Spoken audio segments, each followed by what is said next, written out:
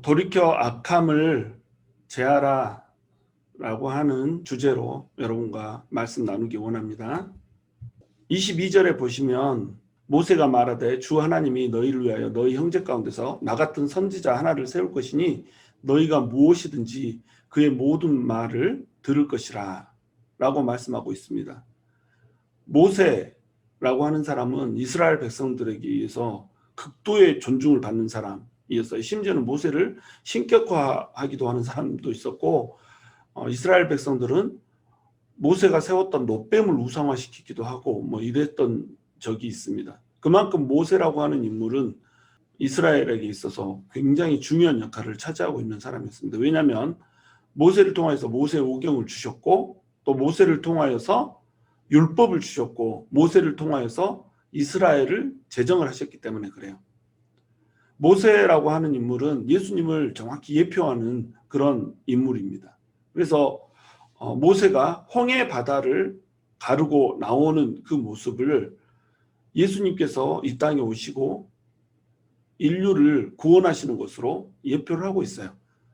모세를 통해서 애굽에서 종살이를 하고 있던 이스라엘 백성들을 홍해 바다를 가르고 가나안 땅, 약속의 땅으로 이끄는 그 모습, 그리고 가나안 땅에 이르기 전까지 광야에서 배회를 해야 되는 그 모습, 그 모습이 정확히 예수님을 믿고 난 이후에 하나님의 성도들이 겪는 그 모습과 데칼코마니처럼 일치를 하더라는 겁니다. 우리도 똑같이 세상 가운데서 이스라엘 백성들이 애굽의 종으로 살았던 것처럼 우리 역시 마귀의 종으로, 죄의 종으로, 세상의 종으로 이렇게 살고 있단 말이죠. 근데 거기에서 모세를 일으켜 세워서 이스라엘 백성들을 구원했던 것처럼 예수님을 이제 세우셔서 영적인 이스라엘인 하나님의 백성들을 이끌고 나오는 겁니다. 그때 홍해 바다를 건너죠. 이 홍해 바다를 건너는 것이 바로 세례라는 겁니다. 세례는 물속에 잠겨서 자기의 옛 자아를 죽이고 새로운 자아로 다시 탄생하게 되는 거예요. 그러니까 홍해 바다를 건너기 전에는 애굽의 종이었지만 홍해 바다를 건너고 나온 이후에는 애굽의 종이 아닌 자유인으로 다시 태어나게 된다라고 하는 그 모세의 교훈이 이제는 예수님께 적용돼서 죄의 바다를 가르고 나오면서 물로 씻김을 받아 정결케 되고 이제는 더 이상 죄의 종이 아니라 의의 백성으로 이렇게 살아가게 된다라고 하는 것을 그대로 예표를 해주고 있는 겁니다. 그리고 나서 이제 광야를 돌죠. 광야를 도는 것은 하나님의 백성에 맞게 살아갈 수 있는 하나님의 법을 주시는 것을 의미하거든요. 그래서 하나님께서는 이 광야에서 그리고 시내산에서 모세에게 법을 제정해 줍니다. 법을 제정한다는 것은 뭐냐면 나라를 세운다는 거예요. 나라의 3대 요소는 국민과 주권과 땅이잖아요. 약속의 땅을 주셨고 이스라엘 백성들 200만 300만이 됐던 이스라엘 백성들이 있었고 그 다음에 이제 주권이 세워져야 되는 겁니다. 그 주권은 하나님의 통치인데 하나님의 통치가 법에 의해서 이루어지는 거예요. 마찬가지로 예수님께서 죄로부터 인간들을 구원하셔서 이제 세례를 받게 하고 세례를 받게 된 백성들은 하나님의 법, 예수 그리스도께서 가르치신 모든 법대로 살아가야 되는 겁니다. 그것이 이제 영적인 이스라엘인 거예요. 그러니까 모세에게 시내산에서 율법을 주셨던 것처럼 이제 예수님을 통해서 영적인 이스라엘인 백성들에게 복음을 주시고 모세를 통하여서 이스라엘을 세웠던 것처럼 이제 예수님을 통해서 영적인 이스라엘이라고 하는 하나님의 나라를 세워내는 겁니다. 모세를 통해서 그것을 위해서 광야에서 훈련을 받고 연단을 받게 했던 것처럼 우리 역시 인생의 광야를 돌면서 모든 그리스도인들에게 행해지는 고통과 아픔의 문제들 그리고 시련과 연단들을 통과하면서 하나님의 백성답게 닮아져 가는 것, 이것이 이제 성화의 과정이죠. 그리고 나면 모세를 통하여서 이제 약속의 땅으로 인도하여 드리듯이 예수님을 통하여서 이제 천국으로 인도하여 드리게 이렇게 되는 겁니다. 그런데 이 모세가 결국 가나안 땅으로 들어가지 못하잖아요. 그 다음 세대인 여호수아를 통해서 들어가게 되더란 말이죠. 그러니까 모세는 율법이기 때문에 가나안 땅에 들어가면 안 되는 겁니다. 율법으로는 하나님의 나라의 약속의 땅에 들어갈 수가 없는 거예요. 오직 하나님의 구원으로만 약속의 땅에 들어갈 수가 있는 겁니다. 그래서 여호수아를 통해서 가나안 땅으로 들어가는 이 일을 하게 되는 겁니다. 자, 이때 하나님께서는 나 같은 선지자를 세우겠다 이렇게 말씀하셨는데 모세는 정확히 예수님을 예표하고 있어요. 상징하고 있어요. 나 같은 선지자라고 하는 선지자는 지금 누구를 얘기하는 거냐면 예수님을 얘기한다는 겁니다. 그럼 그 예수님이 오셨을 때 그의 모든 말을 들어야 한다는 거예요. 그의 말을 청종해야 된다는 겁니다. 모세가 왔을 때 모세에게 하나님께서 율법을 주시고 그 율법대로 이스라엘 백성들이 살게 하셨던 것처럼 이제 예수님을 통하여서 복음을 주셨고 모든 영적인 이스라엘들, 예수님 안에 있는 자들은 하나님의 법, 다시 해서 새로운 법인 복음을 들어야 된다는 거예요. 근데 이 듣는다라고 하는 것, 이것은 귀로 듣는 것이 아닙니다. 야, 너 말 좀 들어라. 제발 말 좀 들어. 이러면 이렇게 항변할 수 있죠. 나 이미 들었는데? 말하고 있는 거 다 들었어. 이때 말 들으라는 게 귀로 들으라는 말로 이해를 하면 이렇게 항변할 수 있다는 겁니다. 하나님께서 모든 말을 들어라라고 하는 의미는 뭐냐면 귀로 들으란 말이 아니에요. 마음으로 들으라는 겁니다. 예수님께서 하시는 모든 말을 무엇이든지 마음으로 들으라는 거예요. 그리고 마음의 깨달음을 가지라는 거죠. 그리고 이것을 몸으로 들으라는 거예요.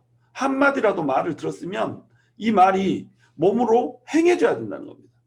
마음으로 깨달아지지 못하고 몸으로 행해지지 못한 모든 말씀은 들어진 말씀이 아니라는 거예요. 말 안 듣는 거라는 겁니다. 거부하는 거라는 거죠.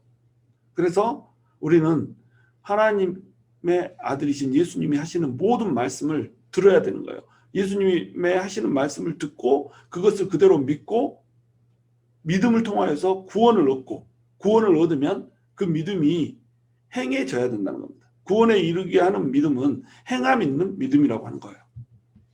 23절에 보면 누구든지 그 선지자의 말을 듣지 아니하는 자는 백성 중에서 멸망받으리라 하였고 이렇게 말하고 있습니다. 그 선지자의 말을 듣지 않으면 누구든지 백성 중에서 멸망한다고 얘기해요. 당연하죠. 예수님의 말씀을 듣지 않으면 다시 얘기해서 예수님의 말씀을 마음으로 믿고 몸으로 행하지 않으면 이 사람은 죽는다는 겁니다. 행함이 없는 믿음은 거짓 믿음이기 때문에 그 거짓 믿음, 구원에 이르게 하지 못하는 그 믿음을 가지고 있으면 이 사람은 멸망한다는 거예요. 그러니까 행함 있는 믿음으로 진정한 마음으로 깨달은 진정한 믿음으로 예수님을 믿으라는 거예요. 그 선지자의 말, 다시 해서 예수님의 말을 들으라는 거예요. 그렇지 않으면 멸망한다는 겁니다. 이 말씀, 누구든지 그 선지자의 말을 듣지 않는 자는 백성 중에서 멸망받으리라고 하는 이 말씀은 여호수아에게 했던 그 말씀과 똑같은 말씀이에요. 모세가 이제 모압 평지에서 이스라엘 땅을 바라보면서 가나안 땅을 바라보면서 그 땅에 들어가지는 못하고 이제 그 땅을 바라보기만 하잖아요. 그리고 죽는단 말이죠. 그리고 나서 가나안 땅으로 인도해 드리는 건 누구예요? 여호수아라고 그랬죠. 여호수아의 뜻은 구원자라고 하는 뜻입니다. 예슈아하고 이름이 같은 의미를 가져요. 여호수아, 호세아, 예슈아 이거 다 같은 이름입니다.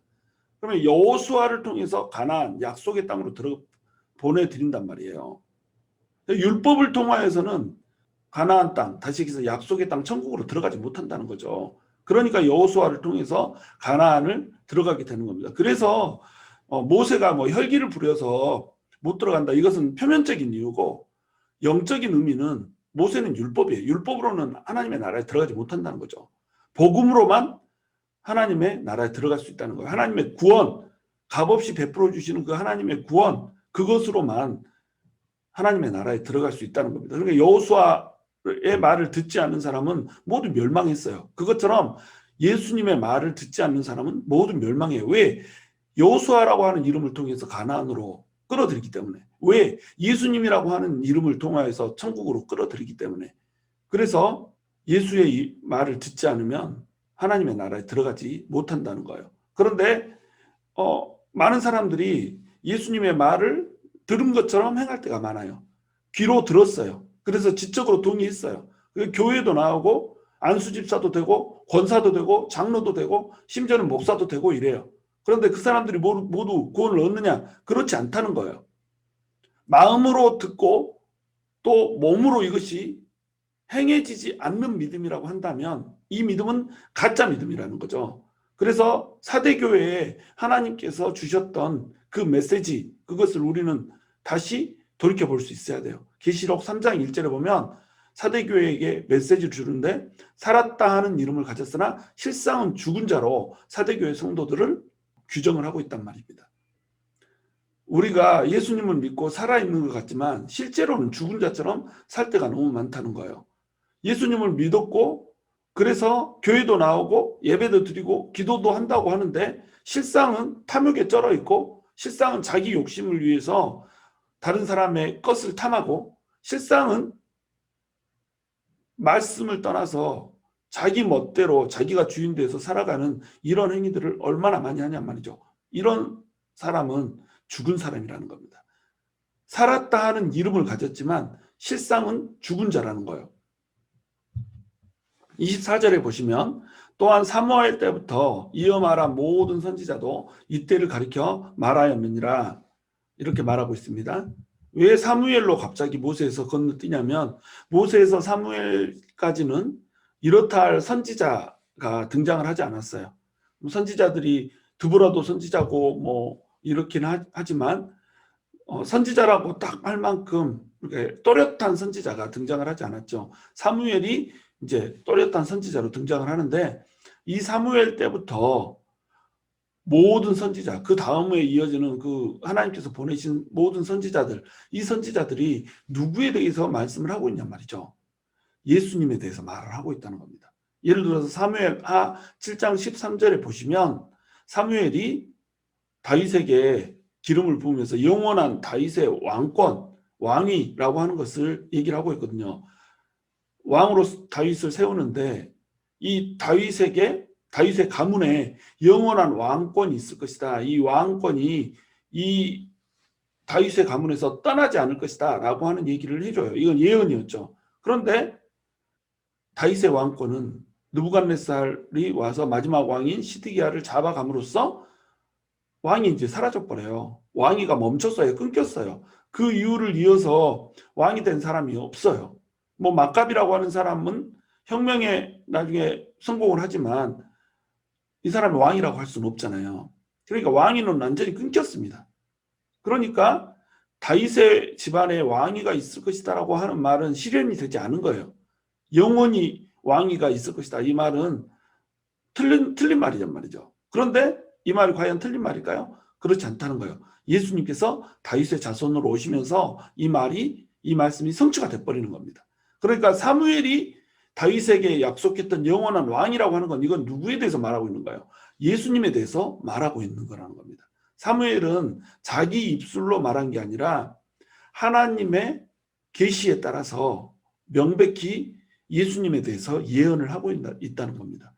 그 당시에 모든 선지자들, 사무엘 이후로 이어지는 모든 선지자들이 다 예수님에 대해서 이런 식으로 예언을 했고 예수님의 고난에 대해서 그리고 예수님의 영광에 대해서 각자 나름대로의 예언들을 해줬다는 거예요. 그것이 구약 성경이라는 겁니다. 그러니까 여기서 말하는 모든 선지자라고 하는 말은 각 선지자들이 한 명 한 명이 다 이런 비슷한 예언들을 했다 이런 얘기가 아니라 모든 선지자는 선지서 전체를 얘기하는 거예요. 그러니까 사무엘 때부터 이어 말한 모든 선지자도 이때를 가리켜 말하였다라고 하는 말은 무슨 뜻이 되냐면 선지서 전체가 그리고 모세와 같은 선지자를 세우겠다고 했으니까 모세오경 전체가 다시 이게 성경 전체가 예수님에 대해서 얘기를 하고 있다는 겁니다.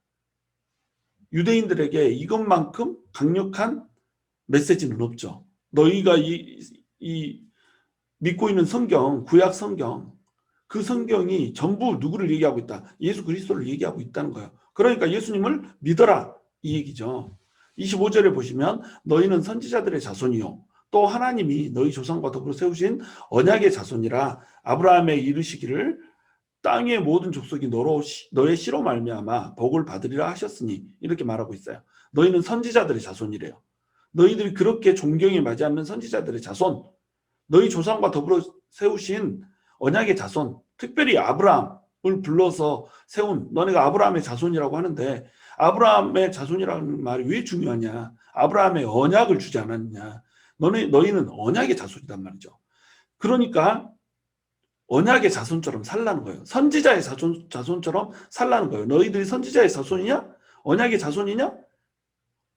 너희 언약을 누구를 통해서 주냐? 아브라함을 통해서 주지 않았냐? 그러면 아브라함을 통해서 말한 말씀, 선지자를 통해서 말한 말씀, 이 말씀이 다 누구를 가리키고 있느냐? 예수 그리스도를 가리키고 있지 않느냐? 그러니까 예수님이 그리스도다. 예수를 믿어라. 이 얘기를 하고 있는 겁니다. 그러면서 아브라함에게 말씀하신 예언 하나를 다시 또 제시를 해줘요. 땅 위의 모든 족속이 너희 씨로 말미암아 복을 받으리라 하셨어요. 그러면 땅 위의 모든 족속이 너의 씨로 말미암아 복을 받는다고 했는데 그렇다면 여기 씨는 이삭일까요? 아니죠. 이삭을 통해서 모든 족속이 구원을 받지 않았죠. 물론 이삭을 통해서 쭉 예수님까지 왔기 때문에 이삭이다라고 볼 수도 있죠. 그러나 영적으로 보다 궁극적으로 보면 이 너의 씨, 이것은 예수 그리스도를 의미하는 겁니다. 이때 너의 씨라고 하는 말은 단수로 되어 있어요. 시드예요. 시즈가 아니라 시드. 단수입니다. 단수. 단수이기 때문에 예수님 한 분을 가리키는 거예요. 아브라함의 모든 자손들을 통해서 모든 족속이 복받는 게 아니에요. 이삭 통해서 모든 족속 복받는 거 아니에요. 모든 족속을 복받게 하는 거, 이건 누구예요? 예수라고 하는 겁니다. 이스라엘 백성들은 이 사실을 깨닫지 못했었어요. 왜냐하면 꿈꾸지 못했기 때문에. 너의 씨로 말미암아 모든 족속이 복받는다라고 하는 거, 이것을 그들은 상상할 수 없었어요. 유대인이 복받아야죠. 그런데 이것을 상기시켜 주는 겁니다. 그들이 깨닫지 못한 말씀을 주는 거예요. 모든 족속이 너희 씨로 복을 받는다 이겁니다. 너네가 아브라함의 자손이지 라고 얘기했던 것처럼 베드로는 이 모든 족속에게 아브라함의 자손이 될 거라고 하는 것을 얘기를 해주고 있는 거예요. 근데 베드로 역시 이 사실을 지금 모르고 얘기를 하는 거죠. 베드로 역시 모든 족속에게 하나님의 복음이 임해서 예수 그리스도를 통해서 전부 구원을 얻게 된다라고 하는 이 개념을 알지 못하고 있었어요. 사도행전 10장에 가서야 고넬료의 구원받는 이 장면을 보고 베드로가 이것이 그 말이었구나라고 하는 것을 깨닫게 돼요. 그러나 베드로는 부지중에 지금 얘기를 하고 있는 겁니다. 하나님께서 계시를 하셨기 때문에 이 부분을 특별하게 얘기를 하고 있는 거죠. 그러니까 이 아브라함의 자손, 언약의 자손은 누구예요? 예수님을 믿는 모든 사람이라는 겁니다. 아브라함의 자손이라고 하는 사람은 유대인들이 아니고 예수님을 믿는 모든 사람들이 영적인 아브라함의 자손인 거예요. 그러면 예수님을 믿는 모든 사람들은 뭐예요? 언약 자손이란 말입니다. 언약의 자손이라는 거예요. 근데 언약의 자손들이 어떻게 지금 살고 있어요? 성전 미문에 앉은 못 걷는 자처럼, 태어나면서부터 못 걷는 자처럼 살아가고 있더라는 겁니다. 성전 미문은 너무나도 화려한 문이었잖아요. 너무 화려해서 그 이름을 미문, 아름다운 문이라고 이름을 붙일 정도였단 말이죠. 성전은 청동으로 만들어서 거기에 은을 입히고 금을 도금하여서 그냥 순금이 번쩍번쩍하는 이러한 화려한 모습을 가지고 있는데 그 앞에는 나면서부터 걷지 못하는 자가 구걸을 하고 앉아 있어야 되는 모습, 이 모습으로 언약 자손들을 그려놓고 있는 겁니다. 완벽하게 일그러져 버린 언약 자손들의 자화상을 그려내고 있는 거예요. 당시의 유대교가 딱 이 모습이라는 겁니다. 그렇다면 지금 우리의 모습은 어떻냐는 거예요. 우리 모습은 언약 자손으로서 합당한 모습을 살고 있냔 말이죠. 온갖 아름답다라고 하는 이 복음의 메시지를 갖고 있으면서, 온갖 아름답다라고 하는 교회 건물을 가지고 있으면서, 온갖 아름답다라고 하는 교회 설비를 가지고 있고, 온갖 근사한 호사를 누리면서 우리는 안진뱅이로 앉아있지 않냔 말이에요. 선천적으로 일어나지 못하는 못 걷는 자처럼 그렇게 앉아있지 않냔 말이에요. 허울뿐인, 모양뿐인, 이름뿐인, 그러나 실상으로는 언약의 자손이라고 부를 만한 그 어떠한 모습도 갖추지 못한 채 이렇게 살아가고 있지 않느냐 말이죠. 그렇다면 우리의 자화상은 일그러져 있는 겁니다. 하나님께서는 그것으로부터 돌이키고 우리의 일그러진 자화상을 바로 세워서 하나님의 상실된 형상을 회복하기를 원하신다는 거예요. 그래서 26절에 결론적으로 이렇게 얘기하고 있습니다. 하나님이 그 종을 세워 복 주시려고 너희에게 먼저 보내사 너희로 하여금 돌이켜 각각 그 악함을 버리게 하셨느니라. 너희에게 먼저 보냈대요. 누구에게? 유대인들에게. 유대인들에게 먼저 보내서 예수님을 알게 하셨단 말이죠. 그리고 그 사람들로 돌이켜서 각각 자기 사람의 각자의 그 악함을 버리게 하셨다는 거죠. 그럼 먼저 보냈다, 이 말은 무슨 뜻이에요? 나중에 보내는 자들이 있을 거란 말 아니에요. 그렇죠? 그러니까 이것도 이방인들에게, 모든 족속에게 복음이 전파될 것을 지금 얘기하고 있는 겁니다. 베드로가 부지 중에 지금 하나님의 진리를 얘기하고 있는 거예요. 너희에게 먼저 보내사 이제 나중에는 이방인들에게도 보내서 돌이켜서 그 악함을 버리게 할 거라는 거예요. 당시의 유대인들은 예수님을 알지 못했어요. 그리고 하나님의 복음의 메시지도 정확히 그 복음이 무엇을 의미하고 있는지를 이해하지 못했어요. 심지어는 구약의 율법들도 그 율법에서 얘기하고 있는 내용들을 그들은 제대로 이해하지 못했어요. 그러니까 그들의 행위는 악했어요. 하나님을 이용해 먹었어요. 하나님의 말씀을 자기에 맞게 적용했고 인간들이 세운 전통을 하나님의 말씀보다 더 소중하게 여겼어요. 완벽하게 악했죠. 그래서 그 행위가 각각의 악함들을 가지고 있었어요.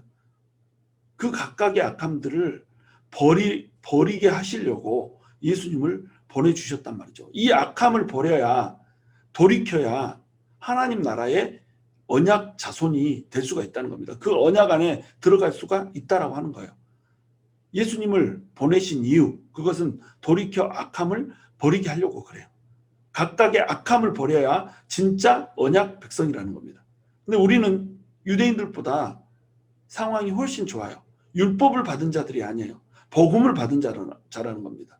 예수 그리스도를 믿는 자라는 거예요. 이제는 사망의 법, 정죄의 법이 아닌, 율법이 아닌 생명의 법, 성령의 법을 가진 자로 우리는 살아가고 있단 말이에요. 그 생명의 법, 성령의 법은 우리를 구원할 법일 뿐만 아니라 우리로 하여금 돌이켜서 악함을 버리게 하는 법이란 말이죠. 그런데 우리가 이 말씀을 깨닫지 못하고 이 말씀으로부터 떠나서 돌이켜 악함을 버리지 못한 채 구원받았다라고 의시되면서 언약 자손으로서의 삶을 훼손시켜 버리더라는 겁니다. 일그러진 자아를 가지고 살아가더라는 거죠. 우리는 한때 돌이켜 악함을 버리고 예수님을 믿었어요. 그러나 예수님을 믿고 난 그 이후의 모든 삶은 돌이켜 각각 그 악함을 버리는 삶이어야 된다는 거예요. 여러분, 우리는 악함에서 떠나야 돼요. 모든 우리의 탐욕을 버려야 돼요. 그 탐욕 때문에 다른 사람들을 힘들게 하고 다른 사람의 것을 탐하고 다른 사람의 것을 훔치려고 하는 이러한 악함들을 버려야 돼요. 우리의 정욕 때문에 다른 사람들을 상처 주고 아프게 하고 다른 사람을 공격하고 이러한 것을 버려야 돼요. 우리의 이 악함 때문에 분노하고 혈기 부리고, 그래서 하나님의 형상을 가진 사람들을 날마다 죽이면서 이렇게 사는 행위들을 우리가 버려야 된다는 겁니다. 예수님께서 우리에게 오신 이유, 이것은 우리에게 정결함을 주시기 위해서 오셨어요. 하나님 나라 백성에 합당하게 살려고. 모세를 통해서 이스라엘을 세운 이유도 그거였어요. 하나님의 백성에 합당하게 살게 하시려고 이스라엘을 세웠단 말이죠. 그 이스라엘을 세워놓고 광야에서 40년을 돌게 하시는 이유, 이게 뭐예요? 하나님 백성답게 살라는 겁니다. 하나님 백성답게 살기 위해서 40년 광야의 생활들이 필요했다는 거예요. 오늘날 그리스도인들에게 고통이 필요하고 연단이 필요하고 광야 같은 생활이 필요한 이유, 하나님 백성답게 살라는 거예요. 하나님 백성다운 심성과 하나님 백성다운 행위로 하나님 앞에 우뚝 서라는 겁니다. 우리가 평생을 살면서 지향해야 될 삶의 목표는 예수 그리스도를 통해서 형통하는 것, 예수 그리스도를 통하여서 몸이 건강한 것, 예수 그리스도를 통하여서 우리의 삶이 번영하는 것, 더 좋은 것 누리고 더 큰 것 같고 더 화려한 것 같고 더 자기를 치장할 수 있는 아름다운 것을 갖는 것, 이것이 아니고 예수 그리스도의 형상을 닮아가는 것, 이것이 예수님을 보내주신 목적이라는 거예요. 그렇게 살 때에 우리는 언약 자손으로서 합당한 자로 살아가게 한다는 겁니다. 그러니까 하나님께서는 우리에게 돌이켜서 악함을 버릴 수 있도록 연단도 주시고 고통도 주시고 훈련도 주시고 또는 때로는 핍박도 주시고 박해도 주신다는 거예요. 하나님이 우리에게 고통을 허락하시는 이유입니다. 그러므로 여러분 형통할 때나 번영할 때나 또는 고통을 받고 있을 때나 또 땅바닥으로 곤두박질 칠 때나 우리의 목적은 뭐예요? 하나님의 잃어버린 형상을 우리 안에 회복을 시켜야 된다는 겁니다. 저와 여러분이 주님 안에서 예수 그리스도 안에서 정말로 하나님의 그 잃어버린 형상을 회복해 나가는 참된 크리스찬이 될 수 있기를 주님의 이름으로 축원합니다.